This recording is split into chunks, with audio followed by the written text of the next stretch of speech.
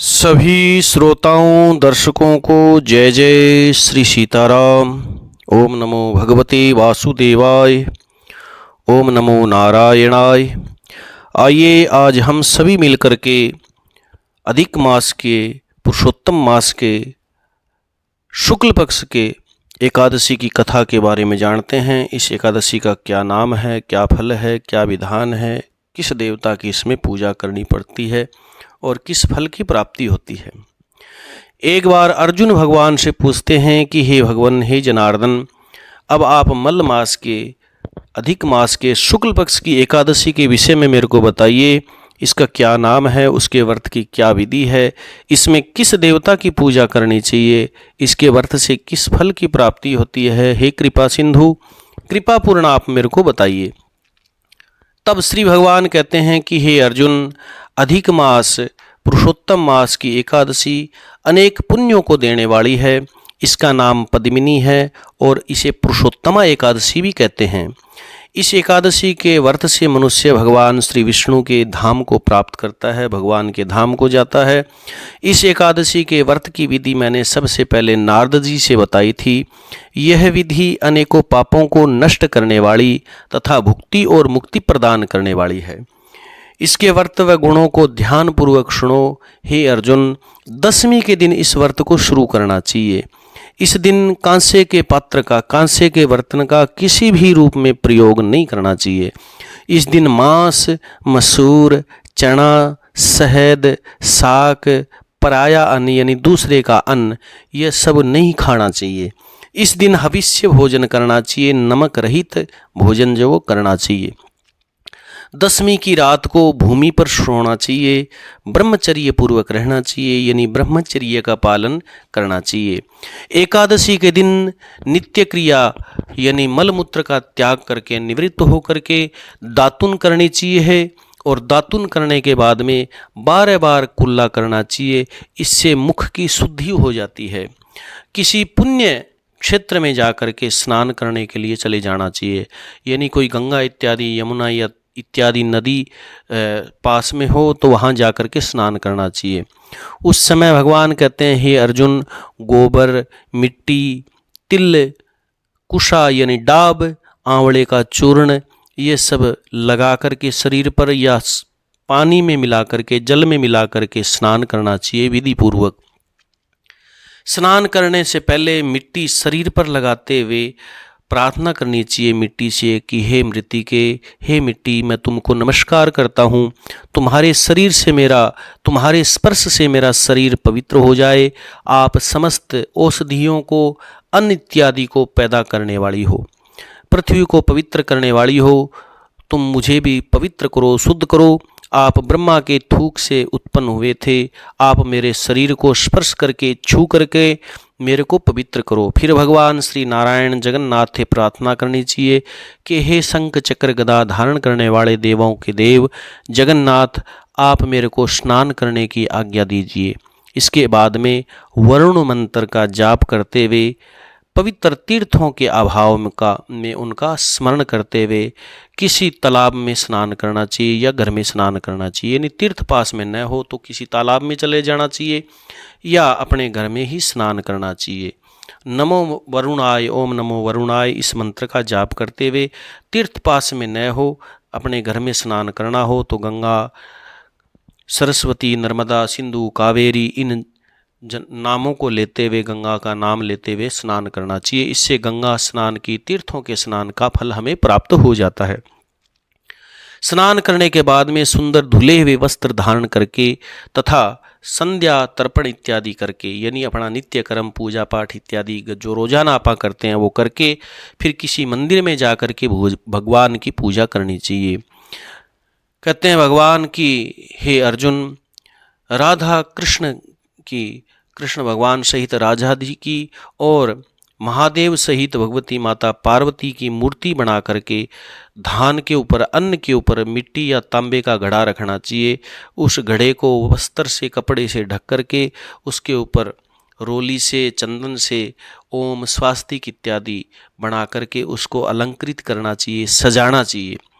उसके मुंह पर ढक्कन लगाना चाहिए तांबे या चांदी का या फिर मिट्टी का उसका ढक्कन ऊपर रख करके उसके अंदर अन्न रख करके, कपड़ा रख करके, उसके ऊपर भगवान की मूर्ति रख करके धूप, दीप, पुष्प, केसर, प्रसाद इत्यादि चढ़ा करके भगवान का पूजन करना चाहिए।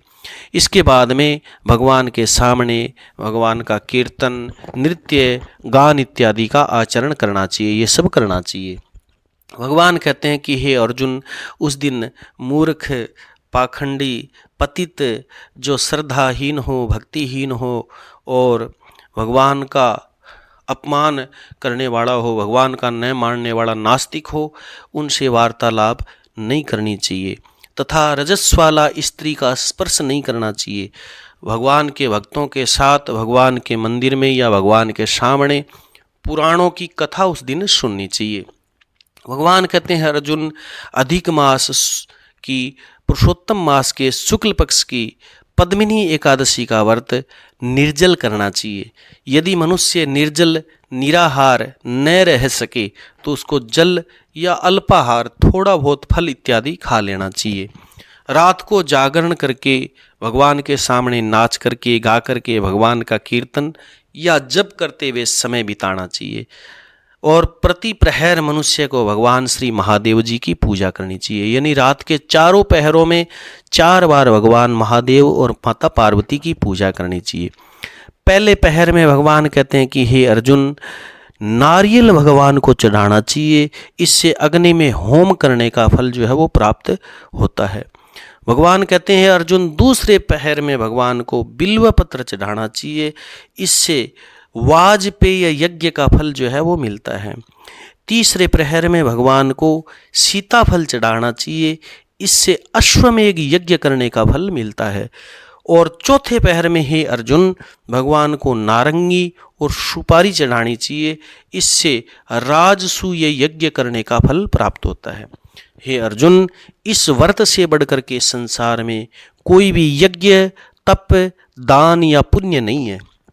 इस एकादशी का व्रत करने वाले मनुष्य को समस्त तीर्थ और यज्ञों का फल जो है वो प्राप्त हो जाता है। भगवान कहते हैं कि हे अर्जुन, इस तरह से सूर्य उदय तक जागरण करना चाहिए। इसके बाद में स्नान करके भोजन बना करके भगवान को भोग लगा करके ब्राह्मणों को भोजन करवाना चाहिए। सारे पदार्थ भगवान की प्रतिमा के आगे रख करके प्रतिमा सहित ब्राह्मणों को दान करने चाहिए।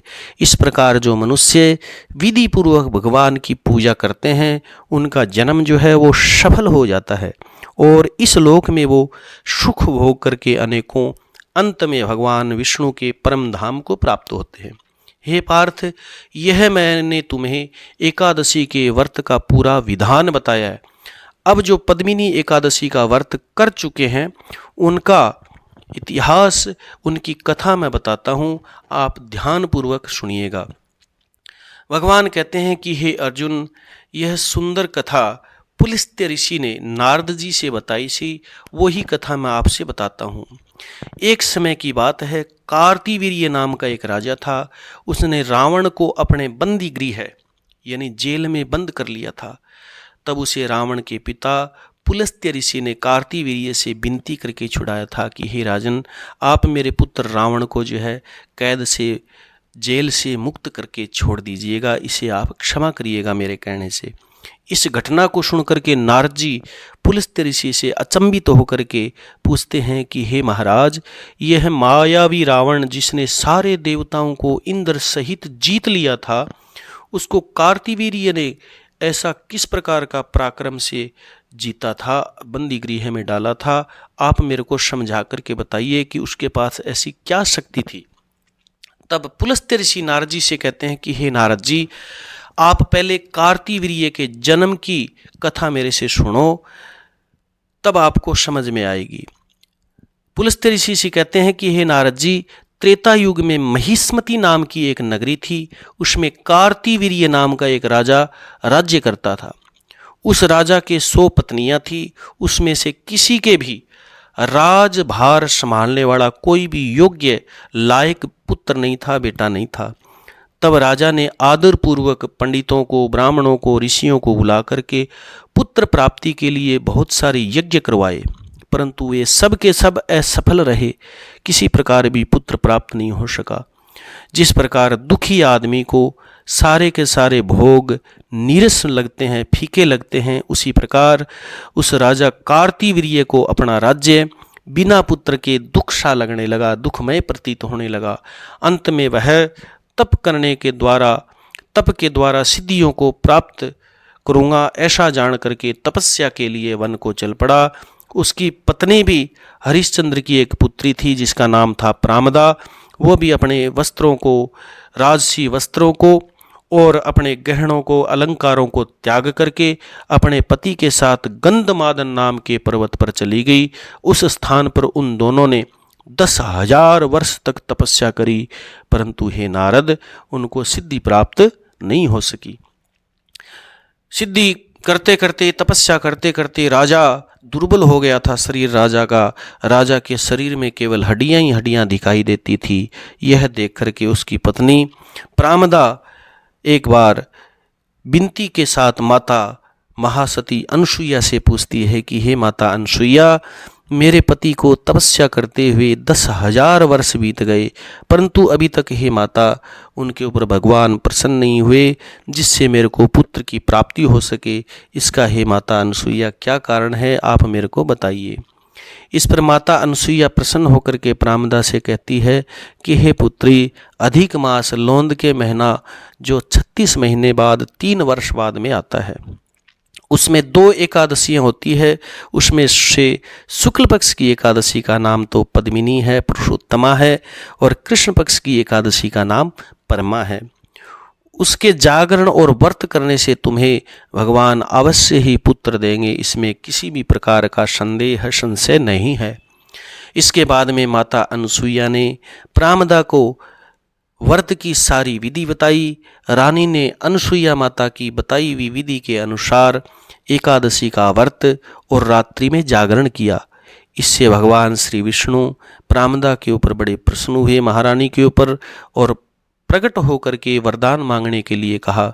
रानी ने कहा कि हे भगवान, हे जनार्दन, आप ये वरदान जाकर के मेरे पति तपस्या कर रहे हैं, उन्हें जाकर के दीजिए। प्रामदा का वचन सुन करके भगवान श्री नारायण विष्णु बड़े प्रसन्न हुए और प्रामदा से कहते हैं कि हे प्रमदे, मल मास, अधिक मास, पुरुषोत्तम मास मेरे को सबसे बड़े बहुत ही प्रिय है। इसमें भी एकादशी तिथि मेरे को सबसे ज़्यादा अधिक प्रिय है। इस एकादशी का व्रत, रात्रि का जागरण तुमने विधि पूर्वक किया, इसलिए तुम पर मैं अत्यंत प्रसन्न हूँ। मैं तुम्हें अदेय भी दे सकता हूँ। इतना कह करके भगवान श्री विष्णु राजा हरिश्चंद्र के पास प्रकट होते हैं। उन्हें जाकर के कहते हैं कि हे राजेंद्र, तुम अपनी इच्छा के अनुसार मेरे से वरदान मांगो, क्योंकि तुम्हारी स्त्री ने मेरे को व्रत करके एकादशी का प्रसन्न किया है। भगवान की सुमधुर वाणी सुन करके राजा हरिश्चंद्र ने नेत्र खोले, भगवान को साष्टांग प्रणाम किया और गदगद वाणी से, कंठ भरे हुए कंठ से कहते हैं कि हे प्रभु, हे जगन्नाथ, हे प्रभु, आप मुझे श्रेष्ठ उत्तम, जो किसी के द्वारा, सबके द्वारा पूजित हो, सब उसकी पूजा करे, आपके सिवा, आपके अतिरिक्त देवता, दानव, मनुष्य कोई भी उसे जीत ना सके, अजेय पुत्र मेरे को आप प्रदान करिए। भगवान एवमस्तु तथास्तु कह करके अंतर्ध्यान हो जाते हैं। इसके बाद में राजा और रानी दोनों अपने राज्य को आते हैं और उन्होंने समय पा करके कीर्तिवीर्य नाम का पुत्र जो है वो उनके यहाँ जन्म लेता है। वह भगवान के अतिरिक्त किसी से भी जीता नहीं जा सकता था, अजेय था। इसलिए उन्होंने हे नारद जी, रावण को भी जीत करके अपनी बंदी गृह में डाल लिया था। यह सब अधिक मास के पद्मिनी एकादशी के, पुरुषोत्तमा एकादशी के व्रत का प्रभाव था। इतना कह करके नारद जी से विदा लेकर के पुलस्त्य ऋषि जी वहाँ से चले जाते हैं। भगवान कहते हैं कि हे पांडुनंदन, हे अर्जुन, ये मैंने तुम्हें अधिक मास की लोंद के महीने के शुक्ल पक्ष की एकादशी की कथा जो है वो बताई है। जो मनुष्य इस व्रत को करता है वह भगवान श्री नारायण विष्णु के लोक को प्राप्त करता है, भगवान के धाम को जाता है। सूत जी कहते हैं कि हे ऋषियों, आपने मेरे से जो पूछा था वो सब मैंने आपको बता दिया है। अब और क्या सुनने की इच्छा है सो मेरे को बताइए। जय जय श्री सीताराम। इस कथा का सार यह है कि भगवान सबसे सर्वशक्तिमान है। वे दुर्लभ से दुर्लभ वस्तु देने के अंदर समर्थ है, दे सकते हैं, किंतु भगवान को प्रसन्न करके अपनी मनवांचित मन इच्छा वस्तु प्राप्त करने का रास्ता मार्ग हमें ज्ञात होना चाहिए। पद्मिनी एकादशी भगवान की परम प्रिय तिथि है। जप तप यज्ञ से अधिक प्रभावशाली यह व्रत है। व्यक्ति को दुर्लभ से दुर्लभ वस्तु भी प्राप्त करवा सकता है। बोली जय जय श्री सीताराम। नमो भगवते वासुदेवाय, नमो नारायणाय। जो लोग कथा सुन चुके हैं वो कथा को लाइक करें, शेयर करें, कमेंट में जय जय श्री सीताराम या नमो भगवते वासुदेवाय ज़रूर लिखें। और जिन लोगों ने चैनल सब्सक्राइब नहीं किया है वो चैनल को सब्सक्राइब करें। जय जय श्री सीताराम।